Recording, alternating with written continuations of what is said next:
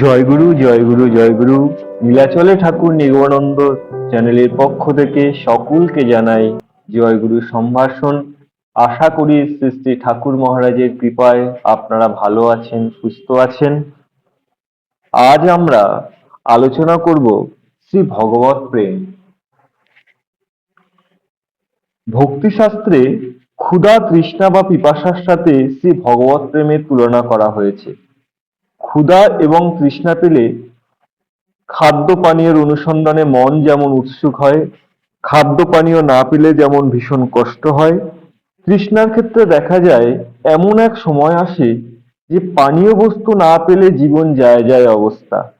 সেই রকম ভগবৎ ক্ষুধা বা ভগবৎ তৃষ্ণা থাকলে শ্রী ভগবানের অনুসন্ধানে চিত্ত ব্যাকুল হয়। ভগবানের নিকট যদি প্রবল তৃষ্ণা আসে, তখন এইরূপ অবস্থা হয় যে ভগবানকে না পেলে জীবন যায় যায় অবস্থা। এইরূপ প্রবল ভগবৎ তৃষ্ণাকেই ভক্তিশাস্ত্রে শ্রী ভগবৎ প্রেম বলা হয়েছে। তৃষ্ণার সাথে ভগবৎ প্রেমের তুলনা সত্যই অপূর্ব হৃদয়গ্রাহী এবং আনন্দদায়ক হয়েছে। খাদ্যবস্তু খাওয়া, পানীয় বস্তু পান করার সময় ক্ষুধা তৃষ্ণা হয় আসল কথা। সেইরূপ শ্রী ভগবৎ মাধুর্য আস্বাদনের ক্ষেত্রে প্রেমই হলো আসল। এ সম্পর্কে শ্রী শ্রী চৈতন্যামৃতের মধ্যলীলায় বলা হয়েছে, যতক্ষণ তীব্র ক্ষুধা বা পিপাসা থাকে ততক্ষণ খাদ্য বা পানীয় পরম তৃপ্তিদায়ক হয়। সেইরূপ বিভিন্ন উপাচার সহ পূজা ছাড়াই একমাত্র প্রেম থাকিলেই পূজা করে ভক্তের হৃদয়ে পরম সুখ দ্রবীভূত হয়।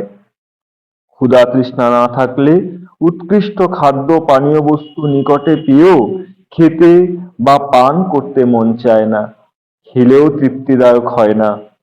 সেইরূপ প্রেম না থাকলে শ্রী ভগবানকে নিকটে পেয়েও তার মাধুর্য আস্বাদন করা হয় না। যেমন কংস, শিশুপাল, জরাসন্ধ, দুর্যোধন ভগবান শ্রীকৃষ্ণকে অতি নিকটে পেয়েও প্রেম না থাকার জন্য কৃষ্ণ মাধুর্য আস্বাদন করতে পারেননি। আবার শ্রীকৃষ্ণ বিদুরের ঘরে গেলে বিদুরের স্ত্রী শ্রীকৃষ্ণর মাধুর্য আস্বাদনে বিহ্বল পাগলিনী আলুথালু বেশ হয়ে পড়েছিলেন।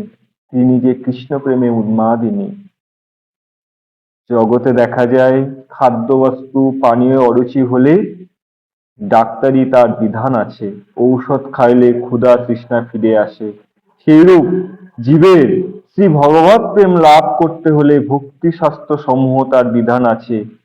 সাধু সঙ্গ হলো সেই মহৌষধ। ভগবানের রুচি আসে। ঠাকুর নিগমানন্দদেব ভক্ত সঙ্গ বা সাধু সঙ্গের কথা প্রচার করেছেন। সাধু সঙ্গ বা সৎসঙ্গের উপরে এত জোর দিয়েছেন। জয় গুরু, জয় গুরু, জয় গুরু।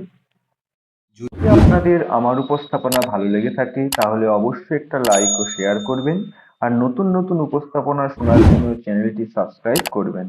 আর ভিডিওর শেষে যে কথা বলি, আপনারা সুস্থ থাকবেন, ভালো থাকবেন, ঠাকুর নিগমানন্দ চ্যানেলের সঙ্গে সদা সর্বদা যুক্ত থাকবেন।